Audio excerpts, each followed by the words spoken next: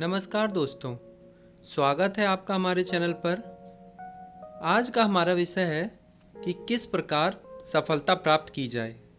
हम में से कई लोग ऐसे होते हैं जो जीवन में सफल हो जाते हैं और कुछ लोग ऐसे होते हैं जो सफलता प्राप्त तो करना चाहते हैं लेकिन उन्हें समझ नहीं आता कि करें तो करें क्या। मेरा भी आपकी तरह हाल था।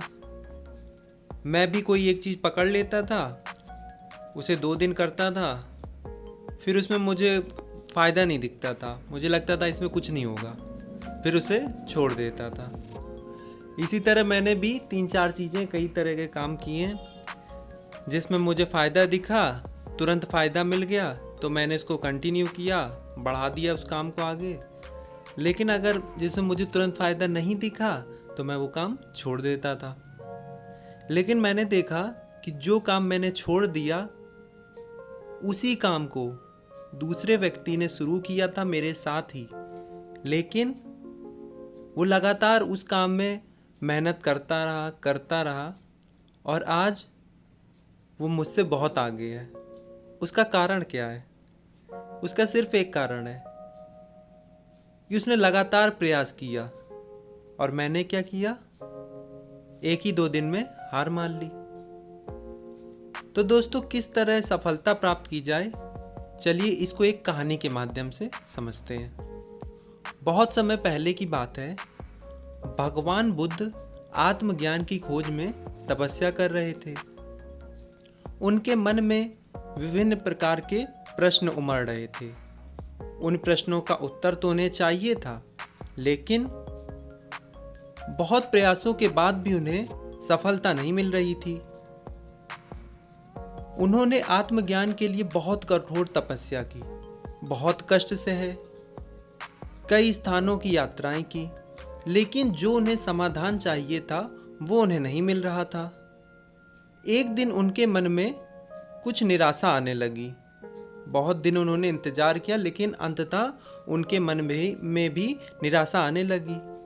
सोचने लगे, धन, माया, मोह और संसार की समस्त वस्तुओं का त्याग कर दिया, लेकिन फिर भी मुझे आत्मज्ञान की प्राप्ति नहीं हुई। उन्होंने सोचा, क्या मैं कभी आत्मज्ञान प्राप्त कर सकूंगा? मुझे आगे क्या करना चाहिए? उनके मन में बहुत तरह के प्रश्न उठने लगे।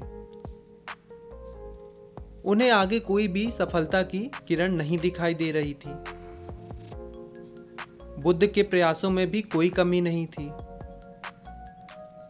वे उसी उदास मन से इन प्रश्नों पर मंथन कर रहे थे।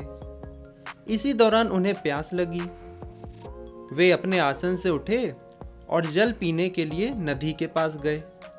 वहां उन्होंने एक बहुत अद्भुत दृश्य देखा। उन्होंने क्या देखा?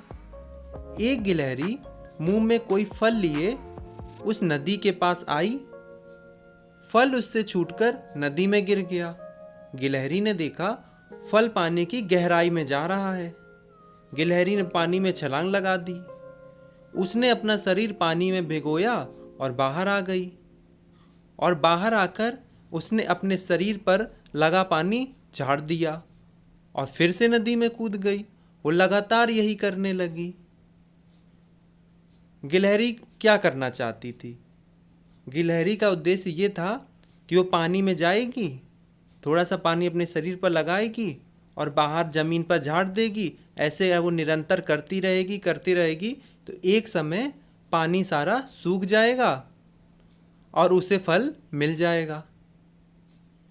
बुद्ध उसे देख रहे थे, लेकिन गिलहरी इस बात से अनजान थी। वो अपने काम में जुटी रही। फिर बुद्ध ने सोचा, ये कैसी गिलहरी है? इस नदी का जल तो कभी सूखेगा ही नहीं, लेकिन फिर भी यह हिम्मत नहीं हार रही है। यह पूरी शक्ति से नदी को खाली करने में जुटी हुई है। अचानक बुद्ध के मन में एक विचार आया, अरे यह तो गिलहरी है, फिर भी अपने लक्ष्य को प्राप्त करने में जुटी है। मैं तो मनुष्य हूँ। आत्मज्ञान प्राप्त नहीं हुआ तो मन में निराशा का भाव आने लगा। मैं पुनः तपस्या करूँगा।